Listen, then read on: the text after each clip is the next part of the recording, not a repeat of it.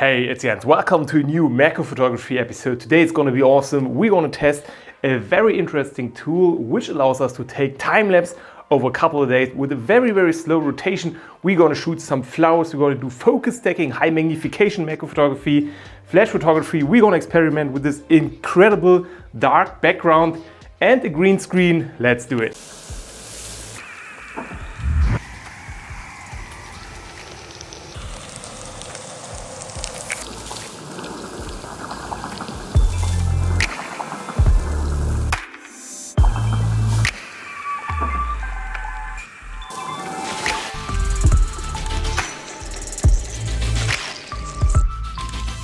The footage you've just seen in the intro was actually shot last year when I made a video about macro winter photography in combination with some cool time-lapse. But there's one thing which I always wanted to add to my macro time-lapse, and that is motion and rotation. Maybe you've seen those documentaries like Fantastic Fungi or on National Geographic where the camera is actually following the plants while they're growing, which looks just super awesome. And I always wanted to be able to capture footage like this in the same way. And that is actually not that easy because there's not much gear on the market which could offer me a good solution without spending thousands of euros. In the past, for example, I have borrowed a star tracker which allowed me to use it as a rotation table which does one rotation per day, which worked pretty okay.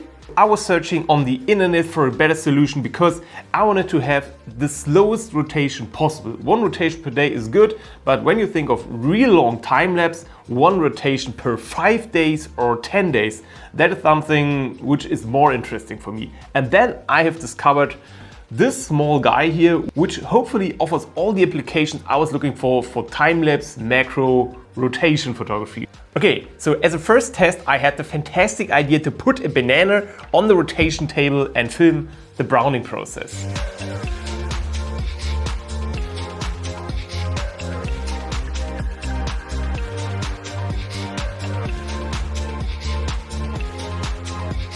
And 100 GB later, nothing happened. I think the banana just does not want it to rot. So our next photo model for a rotation time lapse is an ice cube. Super easy to shot, super interesting structure. There's just one thing we have to keep in mind, and that is that the ice cube will start to shift around when melting. So I added a little bit of cloth beneath the ice cube to fix it on the table.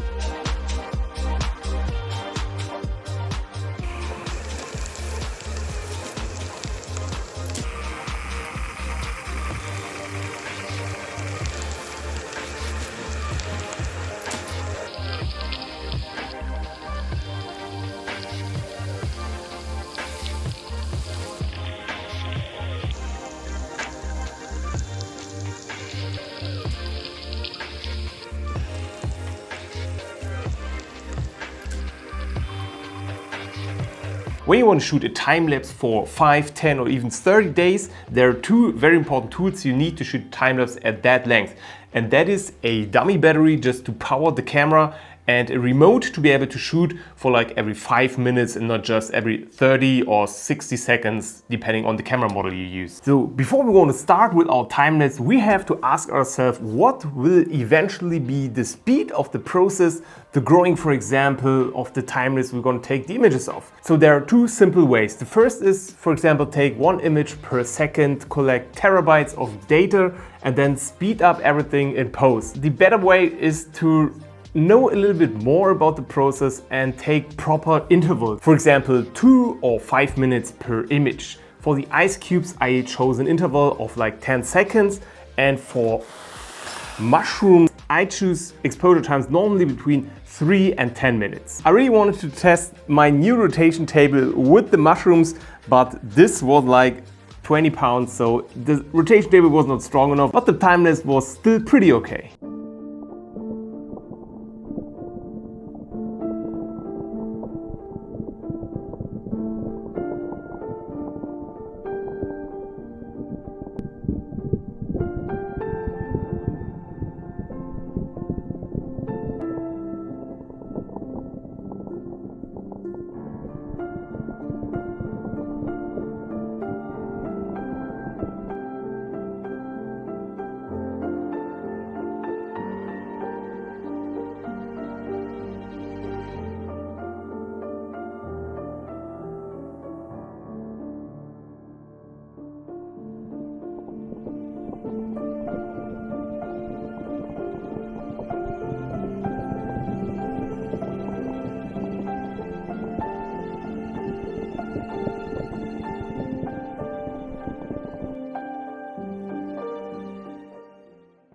If you're enjoying the video, don't forget to like and subscribe to not miss any future macro photography related videos. In the beginning of the video, I have shown you the darkest piece of cloth existing. This is really the darkest cloth you can buy on the internet. I've seen it in another video and I was so fascinated, so I had to buy this, which eventually was pretty stupid because this piece of cloth actually cost me around 100 euro and it's really not worth it. I mean, it is nice to have because it is very easy to separate the foreground from a dark background when you don't have enough room. But actually you have to clean it like 2 times a day.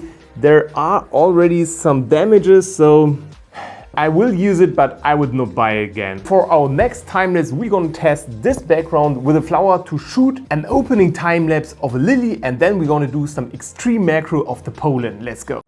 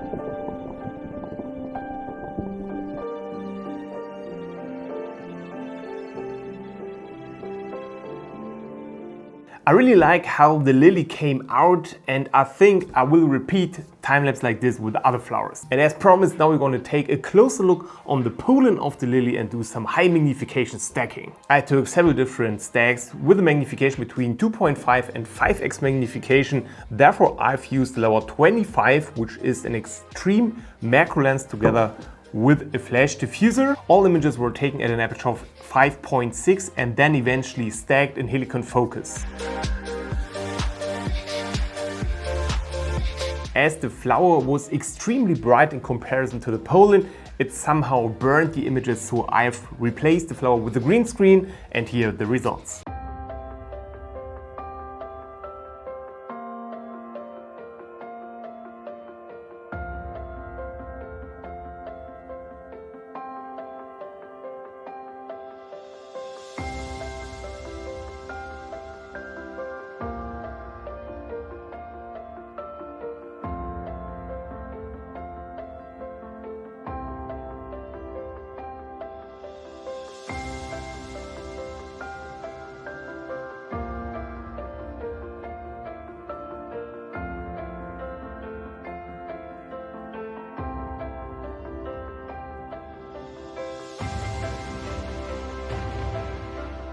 I hope you liked the close-up shots and the macro time-lapse. It really took me a couple of weeks to capture all the footage for today's video. So if you liked it, I really appreciate a comment. Maybe you have ideas what else I could shoot a nice macro time-lapse using the Capsule 360. Thanks for watching, have a good day, and hopefully see you on the next.